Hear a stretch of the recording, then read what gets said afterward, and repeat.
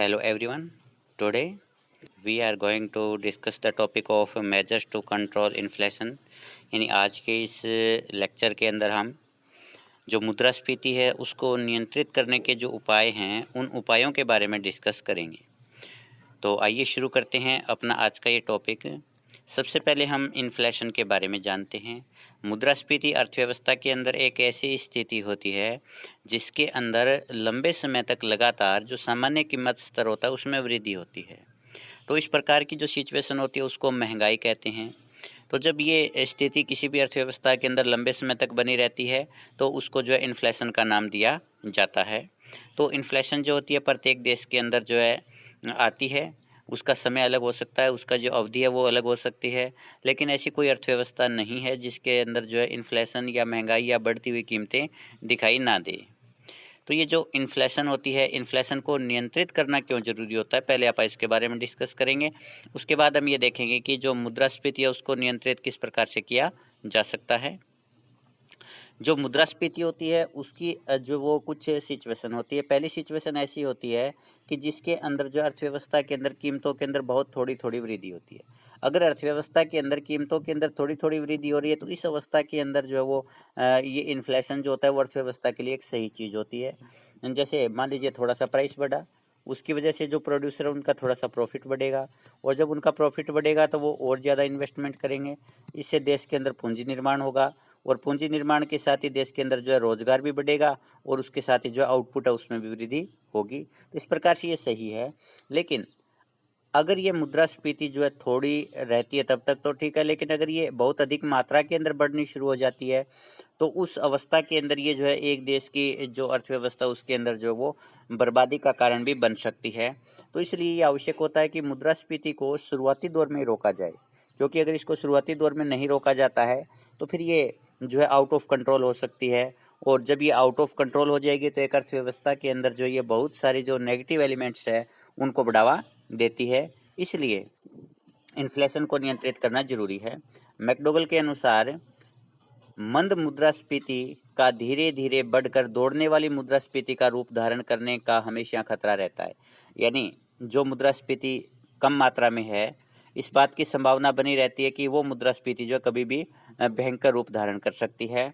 मुद्रास्फीति की ओर लापरवाह रवैया अपनाना बेवकूफ़ी होगी। इसलिए मुद्रास्फीति चाहे वो थोड़ी मात्रा में ही हो उसके प्रति जो है लापरवाही दिखाने का कोई जो सवाल पैदा नहीं होता, क्योंकि ये कब भयंकर रूप धारण कर ले इसका जो है कभी जो सटीक अनुमान लगाना मुश्किल होता है। तो ऐसे में जब कभी भी ये इन्फ्लेशन जो आती है तो उसको शुरुआती दौर में जो नियंत्रित करने के प्रयास करने चाहिए। अब इसके बाद है कि मुद्रास्फीति जो है वो पैदा क्यों होती है। देखिएगा, मुद्रास्फीति जो है पैदा होने के पीछे दो कारण होते हैं। पहला, या तो मांग जो होती है वो सप्लाई से अधिक हो जाती है या सप्लाई जो है मांग की तुलना में कम हो जाती है। तो इस प्रकार से जब कभी भी वस्तुओं और सेवाओं की जो मांग होती है वो ज़्यादा होती है लेकिन उसकी तुलना में वस्तुओं और सेवाओं की पूर्ति जो होती है वो कम रह जाती है। तो ऐसे में मांग जो होती है वो एक प्रकार से मुद्रा की मात्रा को दिखाती है। तो ये मुद्रा की मात्रा वस्तुओं और सेवाओं की पूर्ति की तुलना में कम होती है, जिसकी वजह से जो वस्तुओं और सेवाओं की कीमतें बढ़नी शुरू हो जाती है। तो जब हम देखते हैं कि ये मांग अधिक है उसकी वजह से जो पूर्ति ये इन्फ्लेशन आ रही है या पूर्ति कम है उसकी वजह से इन्फ्लेशन आ रही है, तो फिर हमें इसको रोकने के लिए भी उन उपायों को ही अपनाना पड़ेगा जो या तो मांग के अंदर कमी लाते हो या जो है वो पूर्ति में वृद्धि करते हो। तो प्रत्येक देश की अर्थव्यवस्था जो उसके अंदर मुख्य रूप से जो उपाय अपनाए जाते हैं उसके अंदर पहला जो है मौद्रिक नीति होती है, दूसरा जो है राजकोषीय नीति होती है और तीसरा जो है अन्य उपाय होते हैं। तो मौद्रिक नीति के अंदर क्या होता है कि इसके अंदर सरकार जो होती है वो ब्याज दरों के माध्यम से और खुले बाजार की क्रियाओं के माध्यम से जो वो मुद्रा की पूर्ति को नियंत्रित करने का प्रयास करती है। और राजकोषीय नीति के अंतर जो है सरकार की कर और तथा व्यय से संबंधित नीति होती है। तो सरकार जो है इन राजकोषीय और मौद्रिक नीति का इस प्रकार से प्रयोग करती है ताकि एक तरफ तो जो है मांग कम हो और दूसरी तरफ जो है वो सप्लाई बढ़े। इसके अलावा अन्य जो कारण होते हैं उनको भी अपन जो है डिस्कस करेंगे। तो आइए शुरू करते हैं पहले मौद्रिक उपायों से। ये जो मौद्रिक उपाय है, मौद्रिक उपाय में मुद्रा की पूर्ति को नियंत्रित किया जाता है। और जब अर्थव्यवस्था के अंदर मुद्रा, क्योंकि मांग जो होती है वो मुद्रा से ही की जाती है, कोई भी व्यक्ति कब मांग करेगा, जब उसके पास में मनी है। अगर एक व्यक्ति के पास में मनी अधिक है तो वो डिमांड भी ज़्यादा करेगा। तो ऐसे में सरकार जो होती है मौद्रिक उपायों के अंतर्गत मुद्रा की पूर्ति को कम करती है। अगर मुद्रा की पूर्ति कम होगी तो उसकी वजह से लोगों के पास में मुद्रा कम होगी, जिसकी वजह से डिमांड कम होगी, और जब डिमांड कम होगी तो उसके कारण जो है कीमत स्तर के अंदर भी कमी आती है। पेटिंकन्स है और जो फ्रीडमैन है, उन्होंने जो मुद्रास्फीति को रोकने के लिए जो है मौद्रिक उपायों का समर्थन किया है। तो मौद्रिक उपाय के अंतर्गत कौन कौन से मेजर्स जो होते हैं वो एक गवर्नमेंट अपनाती है, एक देश की सरकार अपनाती है, उसको अब हम देखते हैं। पहला है मुद्रा पर नियंत्रण। मुद्रा की पूर्ति को नियंत्रित करने के लिए एक जो तरीका होता है वो ये है कि वर्तमान के अंदर जो मुद्रा है उसको चलने दे, लेकिन कोई जो है नई मुद्रा जारी ना की जाए।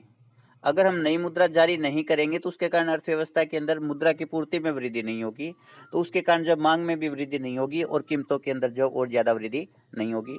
तो ऐसे में प्रत्येक देश की सरकार को जो है मुद्रास्फीति की अवस्था के अंदर नई मुद्रा जारी करने के ऊपर जो है कठोर प्रतिबंध लगा देना चाहिए कि एक पैसा मुद्रा की एक इकाई भी जो है नई जारी ना हो, क्योंकि प्रत्येक नई इकाई जो है मुद्रा की जारी होगी वो बढ़ती हुई कीमतों के अंदर जो है बढ़ोतरी का कार्य करेगी।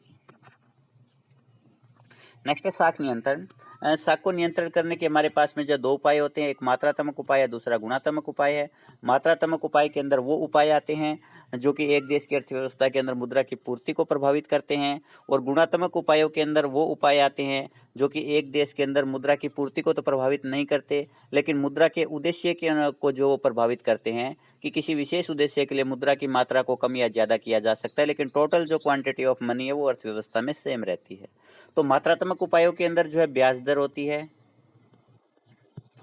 तो ये जो ब्याज दर या जिस जो बैंक रेट है उसके अंदर हम समझते हैं कि सबसे पहले जो ये सेंट्रल बैंक है, सेंट्रल बैंक का जो कॉमर्शियल बैंक है उनके साथ में संबंध होता है, और ये जो बैंक दर है ये केंद्रीय बैंक जो है जिस दर के ऊपर इन बैंकों को उधार देता है वो होती है। अगर मुद्रास्फीति की अवस्था है तो इसके अंदर ये केंद्रीय बैंक जो है बैंक दर को बढ़ा देगा, तो बैंक दर बढ़ेगी तो ये जो व्यापारिक बैंक है इनको जो है महंगी ब्याज की दर के ऊपर केंद्रीय बैंक से उधार मिलेगा। अब इनका संबंध जो होता है वो ग्राहकों के साथ में होता है, तो जब यहाँ से केंद्रीय बैंक इनको अधिक ब्याज दर के ऊपर उधार दे रहा है तो ये भी आगे जो ग्राहकों को भी अधिक ब्याज दर के ऊपर उधार देंगे, और जब अधिक ब्याज की दर के ऊपर उधार दिया जाता है तो उसके कारण लोग जो ऋण कम लेते हैं और अर्थव्यवस्था के अंदर मुद्रा की पूर्ति है वो कम होती है। तो ब्याज दरों को जो है वो बढ़ाना चाहिए। दूसरा CRR और SLR है। CRR और SLR जो होता है वो कुल जमा का एक अनुपात होता है जो केंद्रीय जो व्यापारिक बैंकों को एक भाग अपने पास रखना पड़ता है, एक भाग केंद्रीय बैंक के पास में जमा करना पड़ता है। अगर CRR और SLR बढ़ा दी जाती है तो बैंक जो है केंद्रीय बैंक और खुद के पास में एक ज़्यादा मात्रा में जो है वो जमा राशि रखेंगे और आगे उधार कम दे पाएंगे, और जब आगे उधार कम दे पाएंगे तो उसके कारण अर्थव्यवस्था के अंदर जो है मुद्रा की पूर्ति के अंदर कमी आती है। इसी प्रकार से इसका जो नेक्स्ट मेजर होता है वो होता है खुले बाजार की क्रियाएं। तो खुले बाजार की क्रियाओं के अंदर जो केंद्रीय बैंक या जो सरकार होती है वो सरकारी प्रतिभूतियों का क्रय विक्रय करती है। तो जब अर्थव्यवस्था के अंदर मुद्रा की मात्रा को कम करना है यानी साख का संकुचन करना है तो खुले बाजार की क्रियाओं के अंदर जो प्रतिभूतियां हैं, प्रतिभूतियों को जो है सरकार को बेचना चाहिए, क्योंकि जब सरकार प्रतिभूतियों का विक्रय करेगी, बेचेगी, तो मुद्रा सरकार की तरफ आएगी, और जब सरकार की तरफ मुद्रा आएगी तो उसके कारण अर्थव्यवस्था के अंदर मुद्रा की मात्रा कम होगी, और मुद्रा की मात्रा कम होने के कारण जो है अर्थव्यवस्था के अंदर मांग का स्तर है वो भी कम होगा। इसी प्रकार से सरकार को जो है गुणात्मक उपायों को भी इस प्रकार से अप्लाई करना चाहिए ताकि अर्थव्यवस्था के अंदर मुद्रा का संकुचन हो।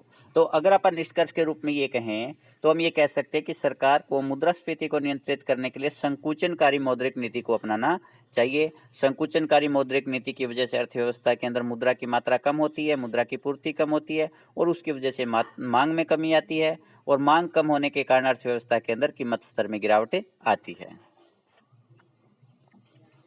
नेक्स्ट है विमुद्रीकरण, डीमोनेटाइजेशन। विमुद्रीकरण क्या होता है कि इसके अंदर सरकार जो होती है वो पुरानी मुद्रा जो है उसको तो बंद कर देती है और उसके स्थान पर नई मुद्रा जारी करती है।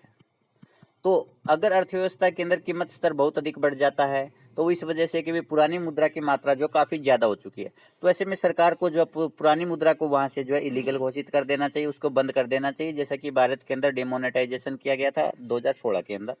तो पुरानी मुद्रा को बंद कर देना चाहिए और पुरानी मुद्रा के स्थान के ऊपर नई मुद्रा जारी करनी चाहिए। लेकिन ये ध्यान रखना चाहिए कि अगर हम मुद्रास्फीति को नियंत्रित कर रहे हैं तो जितनी की पुरानी मुद्रा हमने बंद की है उससे कम मात्रा में नई मुद्रा जारी करनी चाहिए। जैसे मान लीजिए अर्थव्यवस्था के अंदर 100 करोड़ रुपए की जो मुद्रा है वो डिमोनेटाइज कर दी गई और उसी के साथ जो 100 करोड़ रुपए की नई मुद्रा जारी कर दी गई, तो उसके कारण अर्थव्यवस्था के अंदर मुद्रा की पूर्ति पर कोई प्रभाव नहीं पड़ेगा, कीमतों के ऊपर भी कोई प्रभाव नहीं पड़ेगा। तो ऐसे में सरकार को जो 100 से कम करोड़ रुपए की मुद्रा जारी करनी चाहिए इस एग्जाम्पल के अंदर। तो कहने का मतलब ये है कि अर्थव्यवस्था के अंदर डीमोनेटाइजेशन के माध्यम से भी मुद्रा की पूर्ति को कम किया जा सकता है, लेकिन डीमोनेटाइजेशन जो होता है रेयरली यूज किया जाता है इन्फ्लेशन को कंट्रोल करने के लिए, क्योंकि इसके जितने फायदे हैं उसके मुकाबले इसके साइड इफेक्ट जो वो ज्यादा देखने को मिलते हैं।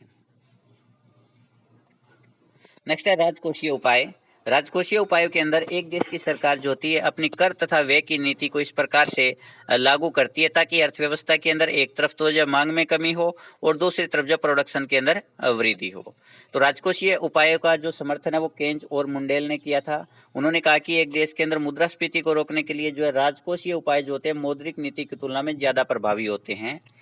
इसके अंतर्गत जो है वो उपाय अपनाए जाते हैं जिससे लोगों के पास में उपभोग के लिए मुद्रा कम बचे और इसके कारण जो मांग कम हो, और जब मांग कम होगी तो कीमत स्तर में भी कमी आएगी। दूसरी तरफ सरकार जो होती है इस प्रकार से अपने व्यय को अप्लाई करती है ताकि मांग कम हो, टैक्स नीति को इस प्रकार से अप्लाई करती है ताकि मांग कम हो लेकिन प्रोडक्शन के अंदर जो वृद्धि हो, प्रोडक्शन के ऊपर उसका साइड इफेक्ट ना पड़े। तो अब देखते हैं कि राजकोषीय उपाय के अंतर्गत सरकार जो कौन कौन से तरीके अपनाती है। पहला, अनावश्यक सार्वजनिक व्यय में कमी करनी चाहिए। जो सार्वजनिक व्यय होता है यानी सरकार का जो व्यय होता है वो भी एक प्रकार से जो मांग ही होती है। तो सरकार को जो अनावश्यक व्यय होता है, गैर जरूरी व्यय होता है, उसके अंदर सरकार को कटौती करनी चाहिए। और जब सरकार अपने व्यय के अंदर कटौती करेगी तो उसके कारण अर्थव्यवस्था के अंदर जो वो कीमत मांग कम होगी। और दूसरी तरफ जो है अर्थव्यवस्था जब सरकार अपने व्यय में कटौती करती है तो सरकार का जो व्यय होता है वो पब्लिक की आय होती है, सरकार का व्यय लोगों की आय होती है। तो सरकार ने अगर व्यय कम किया तो लोगों की आय कम होगी तो लोग है वो भी मांग कम करते हैं।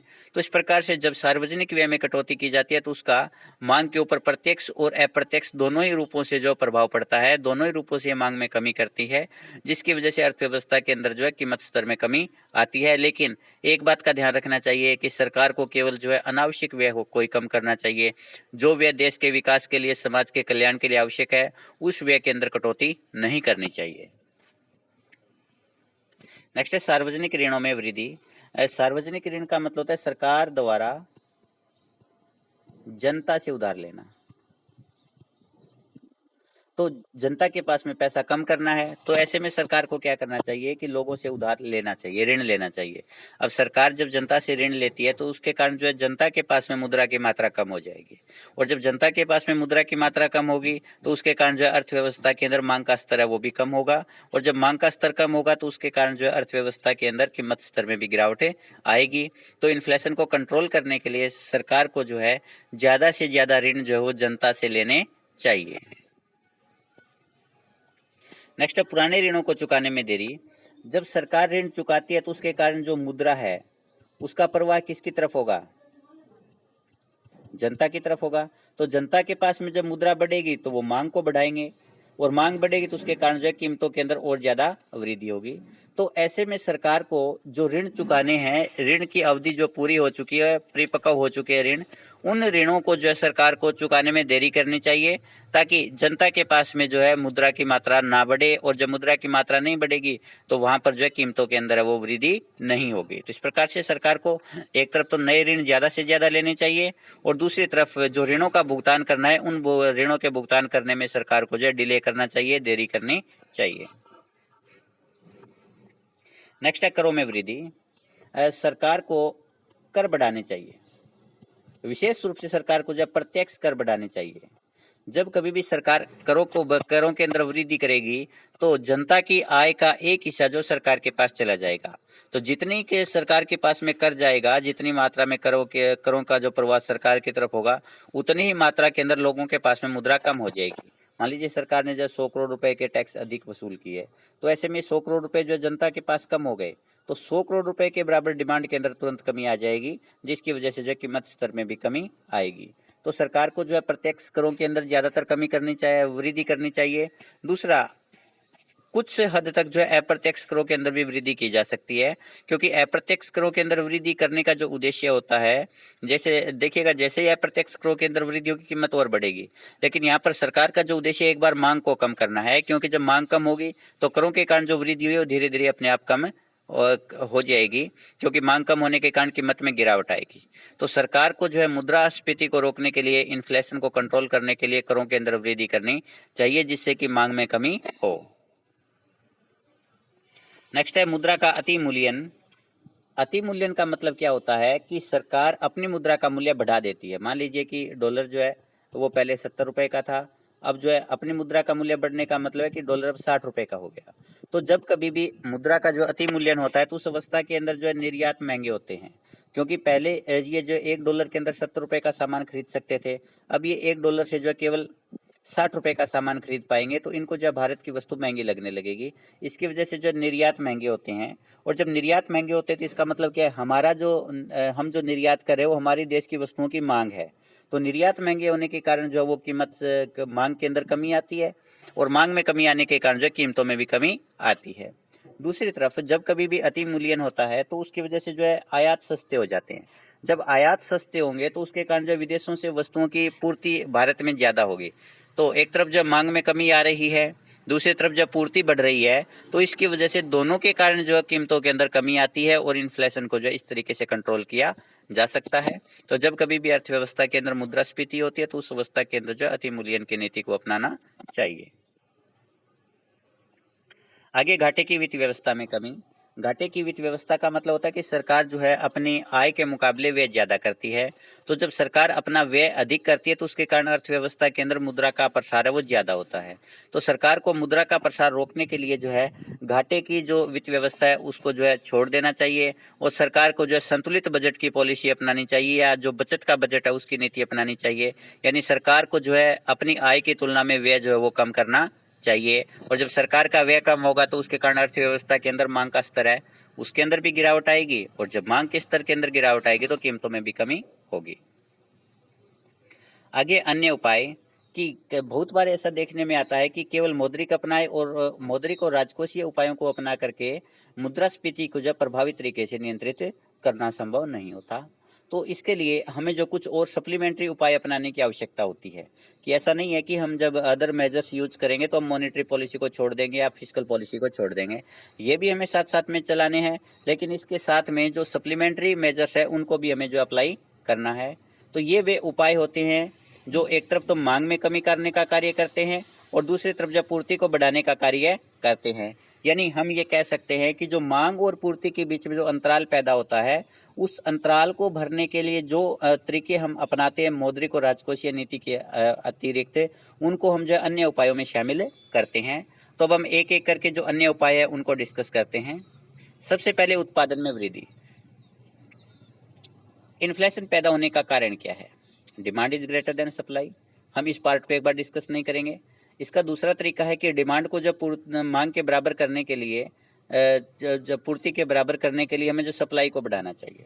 तो ऐसे में उत्पादन को बढ़ाने के लिए प्रयास करने चाहिए, और उत्पादन को बढ़ाने के लिए सबसे पहले जो उन क्षेत्रों के अंदर जो इन्वेस्टमेंट करना चाहिए जिन क्षेत्रों के अंदर उत्पादन के बढ़ने की सबसे ज़्यादा संभावना होती है। बहुत ही थोड़े समय के अंदर हम जिस क्षेत्र के अंदर उत्पादन बढ़ा सकते हैं उस क्षेत्र के अंदर सरकार को खुद इन्वेस्टमेंट करना चाहिए, और साथ में वो तरीके भी अपनाने चाहिए जिसके कारण जो निजी निवेशक होते हैं वो भी जो उन क्षेत्रों के अंदर इन्वेस्टमेंट करें। तो इस प्रकार से जब उत्पादन के अंदर वृद्धि होगी तो उसके कारण जो ये पूर्ति बढ़ेगी, और पूर्ति बढ़ करके मांग के बराबर हो जाएगी, और उसके कारण जो कीमत स्तर है उसके अंदर कमी होगी। नेक्स्ट है उचित व्यापारिक नीति। अब उचित व्यापारिक नीति का मतलब होता है कि सरकार जो होती है उसको पहले से ही अनुमान लगा लेना चाहिए कि भाई कब कीमत बढ़ने वाली है, किन वस्तुओं की कीमतें बढ़ने वाली है। जिन वस्तुओं की कीमतें बढ़ने वाली है, कीमतें बढ़ने का वजह ये रहेगी, तो ऐसे में सरकार को जो है पहले से ही अपनी आयात निर्यात पॉलिसी है उसको उसी के अकॉर्डिंग जो है बनाना चाहिए। अगर सरकार को लगता है कि मांग बढ़ने की वजह से अर्थव्यवस्था के अंदर जो वो महंगाई आने वाली है, तो उसके अंदर सरकार को क्या करना चाहिए, सरकार को जो है निर्यात के ऊपर रोक लगानी चाहिए, निर्यात को कम कर देना चाहिए, क्योंकि एक देश के अंदर अगर निर्यात कम होगा तो उसके कारण मांग में कमी आएगी, कीमतें नहीं बढ़ेगी। दूसरा, अगर एक देश के अंदर उत्पादन के अंदर कमी हो रही है, पूर्ति कम है, तो उस अवस्था के अंदर सरकार को जो है विदेशों से आयात पहले से ही कर लेना चाहिए, ताकि कीमतों के अंदर ज़्यादा वृद्धि ना हो। क्योंकि अगर एक बार कीमतें बढ़ गई, उसके बाद में अगर हम आयात करने की पॉलिसी अपनाते हैं, तो ये वही बात होती है कि आग लगने के बाद में कुआं खोदने वाली बात। तो उसका कोई जो है उतना प्रभावी जो है रिजल्ट तुरंत देखने को नहीं मिलता। तो सरकार को अपनी व्यापारिक नीति अच्छे तरीके से अपनानी चाहिए। जिन वस्तुओं की देश के अंदर कमी है, उनका निर्यात रोक देना चाहिए और उन वस्तुओं का जो है ज़्यादा से ज़्यादा आयात करना चाहिए, ताकि मांग की जो है वो पूर्ति की जा सके। नेक्स्ट है उचित निवेश नीति। सरकार को जो है एक देश के अंदर अगर इन्फ्लेशन को कंट्रोल करना है, तो उसके लिए इन्वेस्टमेंट पॉलिसी बेहतरीन होनी चाहिए। अब एक देश के अंदर इन्वेस्टमेंट किस क्षेत्र में किया जाना चाहिए? जिस क्षेत्र की जो है वस्तुओं की मांग ज़्यादा हो। जिस क्षेत्र के अंदर वस्तुओं की मांग ज़्यादा, उस क्षेत्र के अंदर एक तो इन्वेस्टमेंट को बढ़ाना चाहिए, ताकि मांग के अनुसार पूर्ति को बढ़ाया जा सके। दूसरा, सरकार को उस क्षेत्र के अंदर इन्वेस्टमेंट बढ़ाना चाहिए जिस क्षेत्र के अंदर तुरंत उत्पादन वृद्धि की संभावना हो। अब एक ऐसा क्षेत्र जिस क्षेत्र के अंदर वस्तुओं की मांग तो ज़्यादा है, लेकिन अगर आज आप उस देश के अंदर उस क्षेत्र के अंदर इन्वेस्टमेंट करते हैं, तो मांग जो 10 साल के बाद में वो पूरी कर पाएंगे। इन 10 साल के बाद वहाँ प्रोडक्शन शुरू होगा, वहाँ से सप्लाई आनी शुरू होगी। तो ऐसे में जो है महंगाई इतने तक तो काफ़ी अधिक मात्रा में बढ़ जाएगी। तो सरकार को दोनों ही चीज़ों को ध्यान में रखना चाहिए कि एक तो इन्वेस्टमेंट उस क्षेत्र में किया जाए जिस क्षेत्र के अंदर वस्तुओं का उत्पादन बढ़ाने की आवश्यकता है। दूसरा, इन्वेस्टमेंट जो है उस क्षेत्र में किया जाना चाहिए, उन वस्तुओं के उत्पादन में किया जाना चाहिए जिनके उत्पादन के तुरंत बढ़ने की संभावना होती है। इसके बाद है कीमत नियंत्रण और राशनिंग। जिन वस्तुओं की कीमतें बहुत अधिक बढ़ने लगती है, उन वस्तुओं के लिए सरकार को जो है अधिकतम कीमत तय कर देनी चाहिए।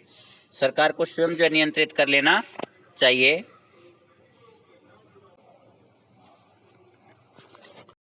तो कीमत को डायरेक्ट नियंत्रण करने की पॉलिसी जो सरकार को अपनानी चाहिए।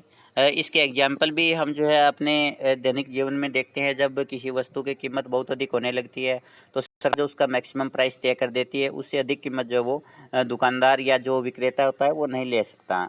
दूसरा होता है राशनिंग। राशनिंग का मतलब ये होता है कि प्रत्येक व्यक्ति के लिए एक वस्तु की जो मात्रा है वो फिक्स कर दी जाती है। तो राशनिंग के अंतर्गत ये होता है कि इसके कारण प्रत्येक व्यक्ति तक जो है वो वस्तु पहुंच पाती है। और दूसरा, इसके अंदर मांग भी अधिक नहीं हो पाती, क्योंकि एक व्यक्ति अपनी मर्जी से वस्तुओं की मात्रा नहीं खरीद सकता। जैसे मान लीजिए सरकार ने ये कह दिया कि भी एक जो व्यक्ति है वो एक महीने के अंदर जो है 3 लीटर खाद्यान्न तेल ही खरीद सकता है अधिकतम। तो ऐसे में एक व्यक्ति अगर उसको 5 या 6 या 7 या 10 लीटर की आवश्यकता है, तो ज़्यादा डिमांड नहीं कर सकता, क्योंकि सरकार ने उसके लिए जो कोटा फिक्स कर रखा है, राशनिंग कर रखी है। तो ऐसे में राशनिंग और कीमत नियंत्रण होता है। इसके माध्यम से भी जो है इन्फ्लेशन को नियंत्रित किया जा सकता है। नेक्स्ट है बचत को प्रोत्साहन। बचत जो होती है वो उपभोग में कमी लेकर के आती है, क्योंकि ये जो आय होती है, आय को आप 2 भागों में बांट सकते हैं।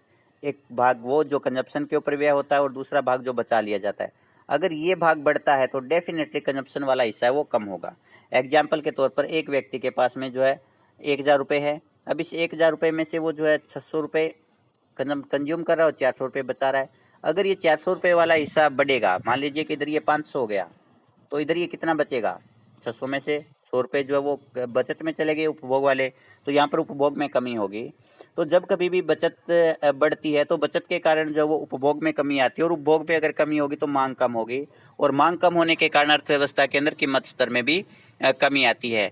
तो कई बार जो है सरकार कीमत को नियंत्रित करने के लिए जो है वो लोगों को बचत करने के लिए मजबूर भी करती है, और कई बार जो है प्रोत्साहनकारी नीति अपनाती है कि ब्याज की दरें जो है वो अधिक देती है, या अन्य प्रकार की जो सुविधाएं दे करके जो है लोगों को बचत को बढ़ाने के लिए प्रोत्साहित करती है, जिसके कारण अर्थव्यवस्था के अंदर मांग के अंदर कमी आती है, और उसकी वजह से जो कीमत स्तर में भी कमी आएगी। नेक्स्ट है संयुक्त पूंजी कंपनियों के लाभ वितरण पर नियंत्रण। संयुक्त पूंजी कंपनियां वो कंपनियां होती है जिसके अंदर बहुत सारे शेयर धारक होते हैं, और उनका लाभ में भी हिस्सा होता है। तो ऐसे में जब कंपनी एक निश्चित समय के बाद में अपने लाभ को जो कैलकुलेट करती है, और उसके बाद में उसका जो है डिस्ट्रीब्यूशन अपने शेयर होल्डर्स में करती है। जैसे मान लीजिए एक व्यक्ति को जो कंपनी है संयुक्त पूंजी कंपनी, जिसके अंदर बहुत सारे व्यक्तियों ने जो है अपने शेयर लगा रखे हैं या शेयर खरीद रखे हैं। अब उसको 1000 करोड़ रुपए का प्रॉफिट होता है। अब इस 1000 करोड़ रुपए को अगर जनता के अंदर सारा का सारा बांट दिया तो तुरंत जो है 1000 करोड़ रुपए के बराबर जो है डिमांड पैदा हो जाएगी। तो ऐसे में सरकार क्या करती है, उनको जो है बाध्य करेगी, उनको प्रोत्साहित करेगी कि आप 1000 का 1000 करोड़ रुपए मत बांटिए, आप जो है केवल 600 करोड़ रुपए बांट दीजिए, 400 करोड़ रुपए एक बार अपने पास रखिए, उसको आप जो अपनी उत्पादन क्षमता बढ़ाने पर या किसी अन्य कार्य के ऊपर प्रयोग कीजिएगा। तो ऐसे में यहाँ पर जब 400 करोड़ रुपए जो उन्होंने अपने पास रख लिए तो अर्थव्यवस्था के अंदर केवल 600 करोड़ रुपए के बराबरी मुद्रा गई और उसकी वजह से जो है वो मांग के अंदर जो उतनी वृद्धि नहीं हो पाती जितनी कि 1000 करोड़ रुपए डिस्ट्रीब्यूट करने पर होती। तो ऐसे में जो निगम कर जो लाभ होते हैं कॉरपोरेट सेक्टर के, उन लाभों के वितरण के ऊपर जो है सरकार को नियंत्रण करना चाहिए। पूरा का पूरा लाभ जो होता है वो उसके शेयर होल्डर्स में बांटने के ऊपर रोक लगा देनी चाहिए। नेक्स्ट है उचित मजदूरी नीति। अब सरकार को जो है मजदूरी नीति भी उचित अपनानी चाहिए, क्योंकि अगर बहुत अधिक मजदूरी कर दी जाती है तो उसके कारण जो है लागत बढ़ेगी उत्पादकों की। अब जब लागत बढ़ेगी तो उनके जो है लाभ कम होंगे, जब लाभ कम होंगे तो एक तरफ तो जो वो लागत की पूर्ति करेंगे कीमत बढ़ा करके तो इन्फ्लेशन आएगी, दूसरी तरफ जो होता है लागत बढ़ने के कारण वो जो पूर्ति भी कम करेंगे, तो जब पूर्ति कम होगी तो उसके कारण जो है कीमतों में और ज़्यादा वृद्धि होगी। तो एक तरफ तो जब मजदूरी बढ़ेगी तो उसके कारण जो है वो कीमत बढ़ रही है लागत के बढ़ने की वजह से, दूसरी तरफ है मजदूरी बढ़ने की वजह से जो है वो पूर्ति में भी कमी आ रही है, क्योंकि लागत बढ़ने से लाभ कम हो गए इसलिए सप्लाई कम करेंगे।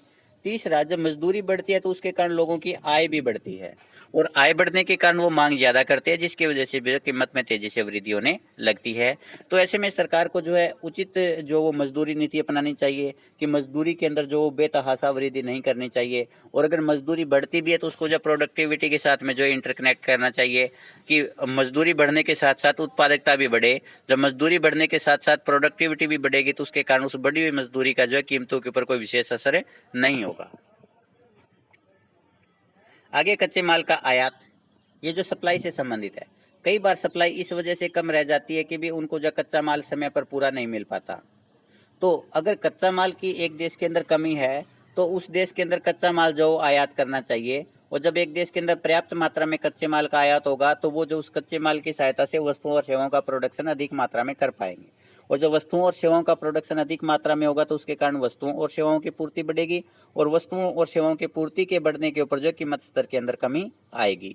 तो इस प्रकार से कच्चे माल के जो आयात के ऊपर रोक नहीं लगानी चाहिए, बल्कि कच्चे माल का आयात जो है वो आसानी से जो वो आयातकों को करने की छूट देनी चाहिए, जिसके कारण जो उत्पादन के अंदर वृद्धि हो।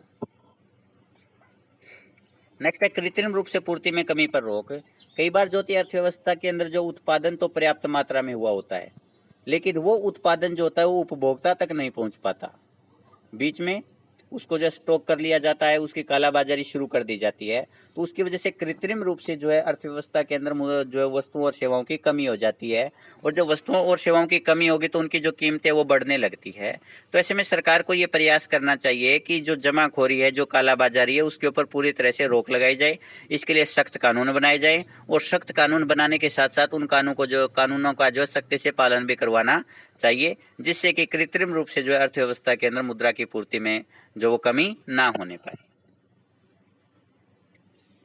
दूरदर्शिता, दूरदर्शिता का मतलब ये कि सरकार को पहले से ही अनुमान लगा लेना चाहिए कि इस साल जो वो प्रोडक्शन कितना होगा और मांग का लेवल क्या है। मान लीजिए कि ये लगता है कि 100 वस्तुओं की मांग होगी लेकिन प्रोडक्शन केवल 70 वस्तुओं का ही होगा, तो ऐसे में लाजमी की कीमत स्तर बढ़ेगा। तो ऐसे में सरकार को पहले से ही जो है आयात का प्रबंध कर लेना चाहिए, क्योंकि उनको पहले से ही पता है कि 30 वस्तुओं की कमी है, तो सरकार को पहले से इन 30 वस्तुओं की जो वो व्यवस्था कर लेनी चाहिए। एक तो बाद में करे कि एक बार कीमत बढ़ जाए उसके बाद में हम आयात करेंगे, तो उसका उतना बेनिफिट नहीं होता।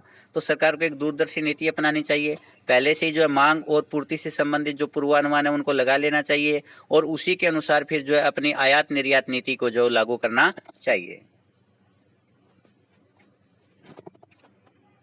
नेक्स्ट है निर्यात पर रोक। जब कभी भी अर्थव्यवस्था के अंदर इन्फ्लेशन आती है मांग के बढ़ने की वजह से, तो उस अवस्था के अंदर जो सरकार को विदेशों को वस्तु भेजने पर यानी निर्यात के ऊपर रोक लगा देनी चाहिए। जब विदेशों के अंदर जो है निर्यात के ऊपर रोक होगी तो उसके कारण अर्थव्यवस्था के अंदर घरेलू क्षेत्र के लिए पर्याप्त मात्रा में वस्तुएं उपलब्ध हो जाएंगी, और पर्याप्त मात्रा में वस्तुएं उपलब्ध होने पर कीमत स्तर के अंदर जो कमी आएगी, या कीमत स्तर अगर बढ़ रहा है तो उसमें वृद्धि नहीं होगी। तो ऐसे में सरकार को जो इन्फ्लेशन को कंट्रोल करने के लिए जिन वस्तुओं और सेवाओं की कमी है उन वस्तुओं और सेवाओं के निर्यात के ऊपर जो है वो रोक लगा देनी चाहिए। मूल्यांकन। अब तक हमने जो ये कॉन्सेप्ट किया है कि किस प्रकार से एक अर्थव्यवस्था के अंदर जो वो के बढ़ती हुई कीमतों को हम रोक सकते हैं, उसके अंतर्गत हमने मौद्रिक उपाय किए, राजकीय उपाय किए और इसके साथ साथ हमने जो है यहाँ पर जो अन्य उपाय किए थे उनको भी डिस्कस किया था। तो अब हम ये देखते हैं कि जो ये टॉपिक हमने किया वो कितना कुछ समझ में आया है। तो इसके लिए हम जो है वो मूल्यांकन को देखते हैं। तो आप इन क्वेश्चन का जवाब दीजिएगा। पहला, मुद्रास्फीति क्या है? दूसरा, मुद्रास्फीति को आरंभ में ही रोकना क्यों जरूरी होता है?